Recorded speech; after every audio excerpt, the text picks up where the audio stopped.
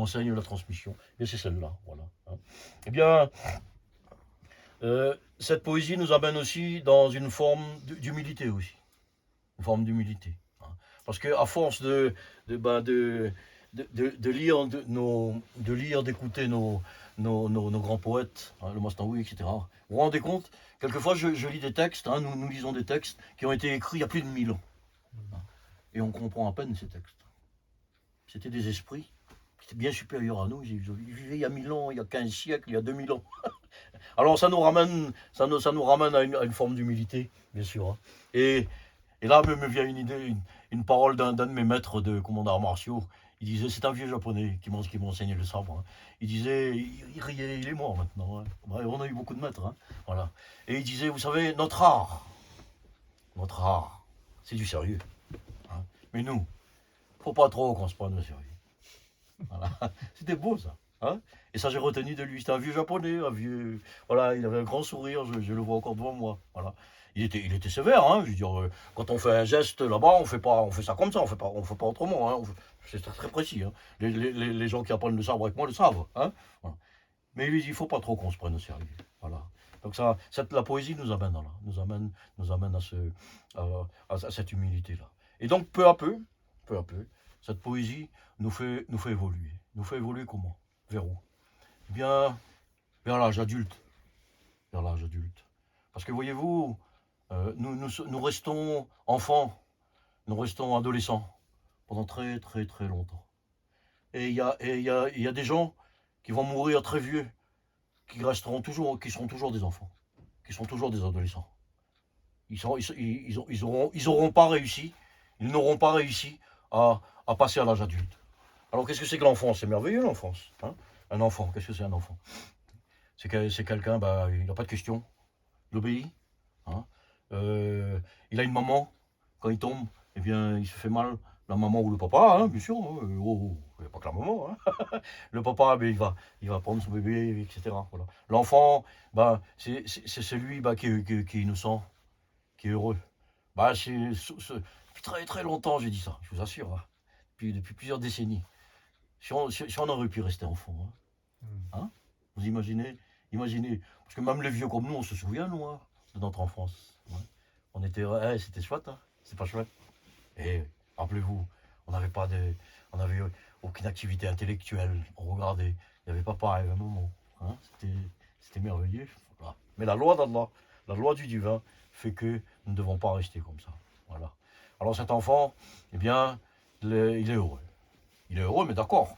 Mais s'il fait une bêtise, il a la répression. Et puis rien faire. Il n'a pas de liberté. Il n'a pas de liberté. Heureusement. Heureusement qu'un enfant n'a pas de liberté. Et donc, s'il fait une bêtise, il y a la répression. Du papa, de la maman, etc. Hein. Et s'il fait une bonne chose, eh bien, de toute façon, il aura l'amour. De toute façon, pas toujours, malheureusement. Mais en général, il aura l'amour. Donc cet enfant, eh bien, euh, il, euh, il va rester ainsi. Il va rester ainsi. Innocent. Voilà. Et il y a des gens qui vont rester comme ça toute leur vie. Il y a des innocents. Hein, vous en avez rencontré, moi. En Inde, on rencontre beaucoup de gens comme ça. Des gens, ils ont 50 ans, ils ont 70 ans. Hein. Ils sont innocents. Et on les respecte beaucoup. Hein. On les nourrit et tout, on les respecte beaucoup là-bas. Hein. Ils sont dans notre monde. Voilà. Donc malheureusement, nous, on peut pas, non, on n'est pas resté trop enfants, nous. Hein. Rapidement, on est devenu ados, nous. Hein. D'accord. Rapidement devenu. Alors l'ado, c'est quoi? C'est qui? Ben, c'est lui, celle, qui commence à réfléchir. Par lui-même, par elle-même. Qui commence à poser un regard sur le monde. Une réflexion sur le monde. Ah, ça, j'aime bien. Ah, ça, j'aime pas trop. Oui, mais papa, maman m'a appris ça, mais je suis pas d'accord. Ah, ben oui, ben heureusement, là, c'est bien. Hein, c'est bien, je suis pas d'accord, moi je préfère ça. Voilà, voilà. Papa, maman m'a dit, mets pas la main dans le feu. Bon, ben, il a fallu que je mette la main dans le feu pour savoir que ça brûle. Voilà. C'est pour ça que dans certaines peuplades, quand un bébé marche comme ça, il va vers le feu, les parents laissent faire. Tu verras bien, mon grand. Voilà, il fait ça une fois, après c'est fini. On va aller, arrête, non, non, non, non, non. Et donc cet adolescent, eh bien, il commence à réfléchir par lui-même. Voilà. Seulement, il est neuf. il est neuf dans sa tête, dans sa raison, sa conscience. Oui, il s'éveille, mais il est neuf. Plein de choses, il ne connaît pas. L'enfant n'imagine pas que le monde est vaste. L'enfant, il est là, papa, maman, voilà. L'enfant n'imagine pas que ce monde est vaste, qu'il y a tant de choses, qu'il y a tant de richesses, qu'il y a tant de connaissances. Et il s'en moque, hein, je veux dire, il pense même pas. L'adolescent commence à voir le monde, à être attiré par le monde, à faire ses expériences, etc., à se brûler les doigts, bien sûr, il faut tout à fait, voilà, il faut. Sinon, on ne peut pas connaître la douleur. L'adolescence, c'est celui ou celle qui commence à avoir ses petites peines de cœur aussi, intérieures. Pas simplement extérieures, mais intérieures aussi. Bah, ces petites souffrances, ces petites douleurs. Hein, voilà. Hein. Et, et cet adolescent, eh bien, il est neuf. Donc, il n'a pas d'expérience. Donc, il donne des coups de tête contre les murs. Il donne des gros coups d'épaule dans des portes qui sont ouvertes. Hein, on connaît tous ça. Hein, on connaît tous ça. Voilà, avec le recul, on dit ça. Alors, à un moment donné, voilà. 18 ans, 20 ans, 25 ans, 30 ans, 35 ans, adolescent encore. On reste adolescent. Ben beaucoup restent adolescents. Beaucoup restent adolescents. Regardez, par exemple, nous sommes des jardiniers. Hein. Nous avons un poirier. Nous voyons le bourgeon naître. Ensuite, nous voyons la fleur. Ensuite, nous voyons le fruit qui est vert. Enfance, adolescence. Ouais. Et un jour, on voit le fruit qui est mûr. Ah ben, c'est la finalité. Il n'y a plus de progression après. Le fruit, ben là, il faut. Le fruit, il est mûr, ben, il a été créé pour être savouré. On ne va pas cueillir une fleur de poirier pour manger. On va pas cueillir une petite poire comme ça, toute verte pour manger. C'est même pas bon. Il faut attendre. Et donc, nous sommes ainsi. Nous sommes ainsi. Vous savez, moi, Alou me disait une chose très. Ça me vient comme ça. Hein. C'est dans Diwan. Je peux vous le retrouver en farsi. Hein. C'est merveilleux. Il disait. Alors, 13e siècle, vous savez, M. Darwin n'était pas né encore. Hein. Et ben, moi, Alou me disait écoute, d'abord, tu as été minéral. D'abord, tu as été une pierre. Ensuite, tu as évolué, tu es devenu une plante. Ensuite, tu as évolué, tu es devenu un animal. Ensuite, tu as évolué, tu es devenu un être humain. C'est extraordinaire. 13e siècle. Darwin n'était pas là, je vous dis. La théorie de l'évolution était déjà là. Je peux vous le retrouver en farsi, ça, dans le diwan. C'est pas dans le Massaoui. Voilà. C'est merveilleux. Donc, le fruit mûr. Le fruit est là pour être savouré. Savouré. Mais encore faut-il qu'il y ait le regard sur ce fruit.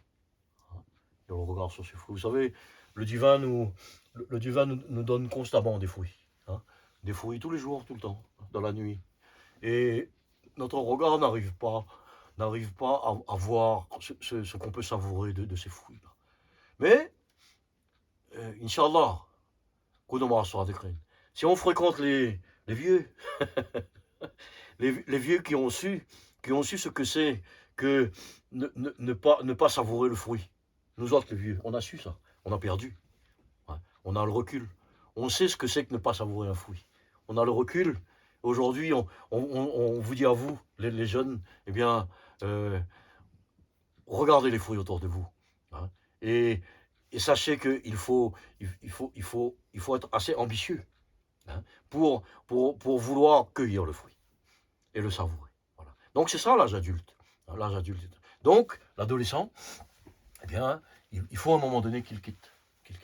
Alors qu'est-ce que c'est que l'enfance et l'adolescence dans le domaine spirituel? Hein, qu'est-ce que c'est? L'enfance, l'adolescence, l'enfance, eh bien, l'enfance, eh bien, ce sont ces gens qui sont attachés au matériel. Bon, ils sont dans la matière. Ce sont des gens qui font du bien aussi. Hein, ils font du bien aux autres. Hein, mais ils ne se posent pas de questions, comme l'enfant. Ouais, vos trucs de divin, de Dieu, tout ça, bof. Ouais, bon, j'ai pas besoin de Dieu pour exister. Moi, la matière me suffit. J'en ai connu. J'ai même fait l'expérience, intérieurement. Quoi. Je peux très bien accepter que je suis l'évolution, soi-disant, hein, l'évolution d'une simple bactérie. Et puis c'est tout, j'ai pas besoin de créer un Dieu comme un prétexte pour vivre. Hein. Voilà, il y a des gens comme ça. Moi, j'étais comme ça aussi. J'ai fait cette expérience là aussi. Hein. Donc je sais ce que c'est. Voilà, et c'est authentique, hein. C'est authentique. Le gars, il est là, il est gentil. Hein. C'est pas un gars sur lequel il faut tirer. Non, il ne faut pas tirer dessus. Hein. Le gars, il fait du mal à personne. Et donc cet enfant, c'est cet être humain qui ne connaît que la matière. La matière, c'est-à-dire ben, la sécurité, la nourriture, la richesse. La richesse, être riche, c'est sympa, non? C'est chouette, hein. Ouais. On peut se permettre ce qu'on veut, etc., etc. Pas interdit, non? D'accord. Mais cet enfant, il connaît que ça. Hein. Celui qui n'aime que les richesses matérielles, il ne sait pas qu'il y a un monde immense ailleurs. L'enfant qui est devant son père, sa mère, ne sait pas qu'il y a un monde immense ailleurs. Hein, c'est la même chose. Mais cet enfant, ça peut être aussi un croyant.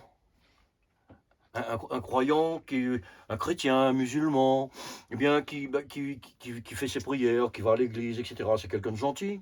C'est quelqu'un qui fait ses prières parce qu'il fait ça depuis tout petit. Parce qu'il ne se pose même pas de questions. Il fait ses prières, il va à l'église, il va à la mosquée, ben, parce qu'il a été habitué à ça. Et puis voilà, ça lui fait du bien. Ça lui fait du bien. Il ne va pas se poser de questions pour voir, réfléchir sur la proximité des dieux, si toutes ces histoires-là, il n'en a rien à cirer, il ne se pose même pas de questions. Donc il va à la mosquée, il va à l'église, et c'est un enfant. C'est un enfant, voilà. Et il se met dans une discipline qu'il a toujours appris aussi. Donc, le matérialiste, comme le croyant, le croyant simple, on va dire, le croyant simple, eh bien, c'est l'enfant. Alors, ce croyant simple, maintenant, quand il va à la mosquée ou il va à l'église, ou ailleurs, un peu, dans un temple, quand il va dans le temple, eh bien, il s'assied, il se met à genoux, il met sa tête par terre, ben, cet enfant peut devenir adolescent, là. C'est-à-dire, cet enfant va commencer à se dire, ah oui, mais qu'est-ce que je viens faire ici, là? Je pourrais être ailleurs. Bon, ouais, je suis habitué, mais bon. Donc, il commence à être adolescent. Il commence à avoir ses idées. À se dire que, ben, peut-être il y a quelque chose à chercher là, etc. Voilà. Donc, il commence à visualiser que, ben, au-delà de la matière, il y a tout un monde spirituel, d'immenses dimensions. Les poètes persans parlent de 18 000 mondes. Hein, 18 000 mondes, c'est une image. Hein, hein. Et l'enfant, qui devient adolescent, eh bien, il s'aperçoit que ce monde est vaste. Hein. C'est pas simplement papa, maman, hein, c'est pas simplement la maison, hein, que ce monde est vaste. Il y a les boîtes de nuit, il y a les femmes, il y a les richesses, il y a la nourriture, il y a la musique, il y a tout ça, il y a tout ça, il y a tout ça. Voilà, voilà. On peut boire un coup, on peut fumer la moquette, etc., etc. Voilà, voilà. Et donc, ce croyant, ou ce matérialiste, à un moment donné, il se dit, ben, il n'y a peut-être pas que ce monde-là. Hein. Ce monde-là est petit. Ce monde-là, il est devant nous. Hein. Et donc, il devient adolescent. Cet adolescent, maintenant, on vient de le définir, il va évoluer. Voilà. Donc, il va réfléchir, tout ça, etc.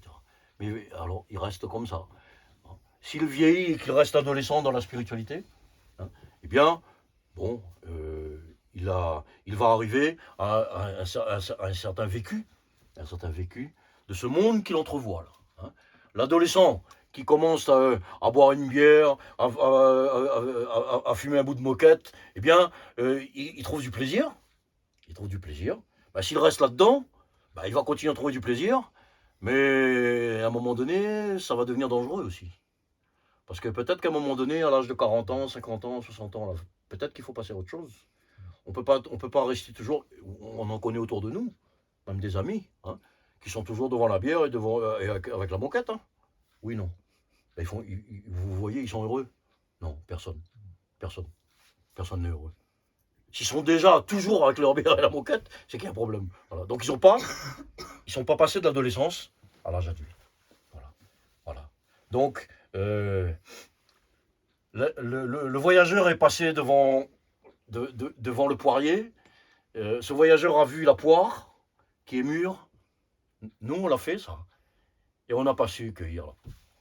On n'a pas su. Ouais, parce qu'on était aveugle. Puis on est parti. Voilà. Mais un peu plus tard, j'ai rencontré quelques vieux messieurs. Je les appelle comme ça. Hein. C'était des vieux voyageurs. Eux m'ont dit, Faro, mange la poire. Elle est bonne. Là. Voilà. Mais il a fallu qu'ils me disent. Sinon, moi-même, je n'aurais pas vu. Parce que j'étais aveugle, j'étais jeune. Hein, j'étais jeune. J'étais adolescent. Et ces vieux messieurs-là, en me disant de manger la poire, Inch'Allah, on l'a dit, eh bien, ils ont fait de moi un adulte. Voilà. Ils ont fait de moi un adulte. Et l'adulte, c'est qui, lui? Ben, c'est la poire. Voilà. La poire qui est mûre, qui est prête à être savourée. Voilà. Hein. C'est comme, c'est comme une coupe. Mon Haroum, il dit, il a une image. Il dit, vous savez, nous sommes comme des coupes à la surface de la mer. Hein. Les vagues bougent, les coupes flottent, elles sont vides. Mais peu à peu, il y a une goutte qui rentre dedans. Peu à peu, la coupe se remplit. Et après, la coupe plonge au fond de l'océan. Ben, nous sommes ainsi. Nous sommes ainsi. Peu à peu dans notre vie qui est longue, hein, notre vie, ces vieux messieurs, cette mer, cet océan, a mis en nous une goutte d'eau par-ci, une goutte d'eau par-là.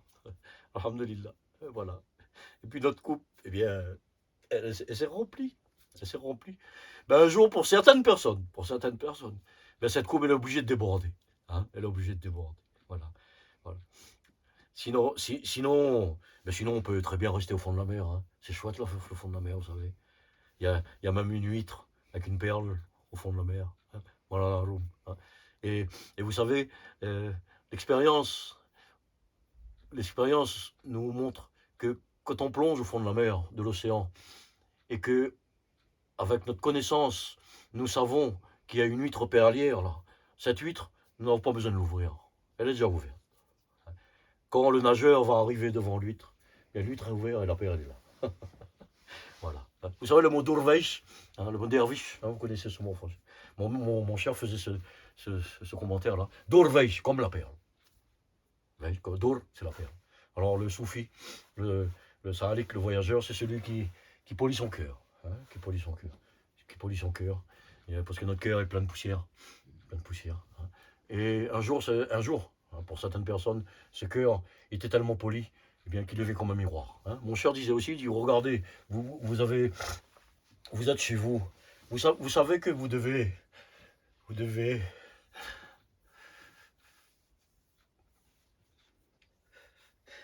accueillir un invité. Voilà. Hein. Bien, vous n'allez pas laisser la poussière là partout. Hein. Vous allez prendre votre balai. Hein. Vous allez nettoyer. Hein. Vous allez faire la vaisselle. Hein, etc. Bien, notre cœur doit recevoir Allah. Notre cœur doit recevoir le divin. Hein. Alors, si nous devons recevoir le divin, bien, il faut donner un coup de balai. Donner un coup de balai. Bon, le coup de balai, on ne peut pas trop donner tout seul ça. Un jour on peut. Mais au départ, pendant très très longtemps, on ne peut pas tout seul. Il faut demander au balayeur. Un jour, on rencontrait un vieux monsieur, hein, ou une vieille dame, hein, eh ben, qui sait balayer. Moi, je l'ai rencontré, ils savaient balayer, les gars. Hein, ils savaient balayer. Et ils m'ont appris à balayer. Voilà. Balayer mon cœur. Hein, balayer mon cœur. Alors, vous savez, à l'époque, j'étais jeune, je pensais que balayer le cœur, c'était faire des efforts. La 16, il faut faire, pendant très longtemps. Mais c'est pas ça qui vous amènera à la pureté du cœur. Et un jour, on sait que nos efforts, notre raison, nos ascèses, hein, eh bien, ne nous amènera pas, la brillance du cœur. Non. Qu'est-ce qui nous amènera à la brillance du cœur? Dites-moi, qu'est-ce qui nous amènera à la brillance du cœur? Dites-moi. Dieu, le divin. Hein. C'est pour ça qu'en arabe, quand on dit le mot darwa, hein, le mot darwa, ça a la même racine que le mot doa, la prière. Okay, c'est la même racine. Hein. Darwa, c'est l'appel. Hein, alors bien sûr, hein, Wala dhikrullah est akbar. Et certes, le souvenir de Dieu est le plus élevé. Akbar. Hein. Oui, c'est le souvenir que nous faisons de Dieu. Oui. C'est l'appel que nous donnons aux êtres humains pour aller vers Dieu. Oui. Mais pour nous, c'est l'inverse. La darwa, c'est l'appel que Dieu fait. Le souvenir qui est élevé, c'est le souvenir que Dieu fait, pas nous. Hein. Donc Dieu se souvient de nous. Avant qu'on se souvienne de lui. Et Maulana Rumi dit Edahinda aqlaqa faryad ras. Edahinda, oh celui qui donne aql, l'intelligence. Edahinda aqlaqa faryad ras. Tu no khahi. Tu désires Et nous désirons ensuite Etchkas. Tu désires d'abord, ensuite nous désirons. Tel est l'amour. Vous savez, nous aimons nos parents, nous aimons notre chien, nous aimons nos enfants, nous aimons notre compagne, ou notre compagnon, etc. D'où vient cet amour? Nous aimons Allah. Vous aimez Allah? Vous aimez le divin? Nous aimons Allah. Cet amour vient d'où? De nous, de notre raison, de notre humanité. Tu désires, ensuite nous pouvons désirer. Tu aimes Allah. Allah aime d'abord. Ensuite nous pouvons aimer. Si Allah ne nous aimait pas, on ne pourrait pas aimer. Voilà. Si Allah ne déversait pas, le Coran nous dit, ne déversait pas à profusion dans tout l'univers son amour. On ne saurait même pas ce que c'est. On ne pourrait pas aimer. Voilà. Donc l'adulte, c'est celui-là. Voilà. C'est celui-là. C'est celui qui arrive dans l'instant. Qui arrive dans l'instant. Parce que vous savez, nous vivons toujours, nous le disons toujours, entre le passé et le futur. Soit des vieux comme nous, on est plutôt dans le passé, on dit ouais, on a des liens, on a des regrets, on a des ceci et des cela, on a eu nos souffrances, etc. Voilà. Et les jeunes qui arrivent, vivent pas dans le passé, vivent dans l'avenir. Voilà. C'est bien, il faut faire des projets, etc. etc. Mais le soufi, le voyageur, le voyageur vers Dieu, c'est ce que dans le Tasawwuf on appelle le Ibn al-Waqt, le fils de l'instant. C'est celui qui, voilà. C'est, voilà. Vous savez, je suis en train de parler là. Dans 10 secondes, on en parle de temps. Peut-être vous appellerez le docteur, parce que le cœur de Farouk s'est arrêté. Oui, non. Donc ça n'existe pas, ce truc-là. Donc je vais vivre sur ce que j'ai fait hier, ça n'existe plus. Là, ce qu'on est en train de vivre, ce qu'on est en train de ressentir. Les Japonais disent Ichin Danchin. De mon âme à ton âme. Donc, Ibn al-Waqt, c'est bien. Mais mon cher disait, il y a un peu mieux que ça encore. Abu Waqt. C'est beau ça, hein? Il faut que, de fils de l'instant, tu deviennes le père de ton instant. Abu Waqt. Le père de ton instant. Alors, si Dieu te donne cette grâce d'être le père de l'instant que tu vis, eh bien, comment dire, je ne sais pas trop. Il y a des mots qui viennent. Tu es dans la maîtrise? Ça veut trop rien dire, ça, la maîtrise de ton temps. Tu es dans le moment. Tu es dans le moment. Le moment. Alors, ce n'est plus le temps. Ce n'est plus le temps de l'univers. Ce n'est plus le temps des secondes, des minutes, des jours, des heures. C'est le moment. Voilà. Le moment. Et ce moment, c'est quoi? Ben, c'est le moment où c'est le moment, on est obligé de... C'est le moment où Dieu est là. Dieu est là, ça veut dire, on est dans un espace, ok? Il est là. C'est l'espace, hein? Il n'y a pas d'espace. Dieu est. Alors à un moment donné, il y a un endroit de nous. Hein? Il y a un endroit. Saint Bernard disait, Saint Bernard, c'est un grand, hein? Il disait, il y a quelqu'un à l'intérieur de vous que vous devez rencontrer, que vous ne connaissez pas. Et il continue, il disait que il y a un endroit à l'intérieur de vous que vous ne connaissez pas. Un endroit, c'est un lieu. On est obligé de... Un endroit à l'intérieur de vous, Dieu est là. Mais si dans cet endroit, si vous êtes là, vous, c'est le shirk. Aujourd'hui, je le dis, moi. Je suis vieux Farouk, moi. Si dans cet endroit, vous êtes dans le shirk. Vous êtes dans l'association. Là où est Dieu, seul Dieu est. Ça veut dire que oui, j'ai des molécules, là. J'ai l'impression d'exister. Mais ça n'existe pas, ça. Hein, seul Dieu. Donc il faut vivre cet instant. Vivre à bout. Hein, être disponible pour son propre instant, hein, intérieur. C'est merveilleux, ça. Dieu est là. Alhamdulillah. C'est pour ça que les machères, en français, ils disent même pas Dieu est là. Ils disent Dieu est, EST. Sans complément. Et encore, l'existence, qu'est-ce que c'est? Bon, on est obligé de rentrer dans la logique de la langue, etc., dans l'humanité de la langue, etc. Donc voilà l'adulte. Hein. L'adulte est là. Hein.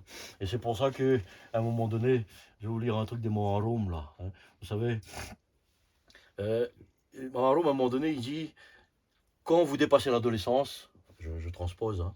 Vous arrivez à l'adulte, eh bien, pendant cette adolescence-là, vous étiez en souffrance, vous faites beaucoup d'efforts, hein. Le croyant qui devient adolescent, qui est puis enfant, il fait beaucoup d'efforts, etc. Bon. Et à un moment donné même, il s'est dit, ben, ça va pas.